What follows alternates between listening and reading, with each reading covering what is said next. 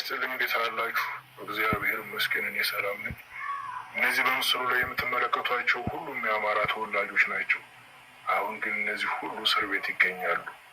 እነ ክርስቲያን ታደለና እንዲሁም ጓዶቹ ምን በድለው ነው የታሰሩት? ዋሽተው አጭበርብረው ነው የታሰሩት? አይደለም። ለምን የአማራ ተወላጆችን ታሰቃያላችሁ ስላሉ ብቻ። ታዲያ ለምን ይሆን? አሁን እነርሱ ያለምን በደል ሲታሰሩ ለምንድን ነው ድምፅ የማንሆናቸው? እስከ መቼ ነው ዝምታችን? ድሮ በግፍም ሆነ በስህተት መንግስት ያለ አግባብ ህዝቦቹን ሲያሰቃይ የሃይማኖት አባቶች ጣልቃ ገብተው ነገሮችን ያስተካክሉ ነበር። አሁን ግን የሃይማኖት አባቶችም ዘረኛና አመፀኛ ሆነው ይታያሉ። ግን እናውቃለን ባዮች አባትንን የሚሉት የክርስቶስን መስቀል ተሸክሜያለሁ የሚሉት ይህ ሁሉ ግፍ ሲፈጸም ታዲያ የት አሉ? ይህ ነው አባትነት? ይህ ነው የክርስቶስን መስቀል መሸከም? የክርስቶስን መስቀል መሸከም ስለ እውነትና እውነትን መናገር ነው።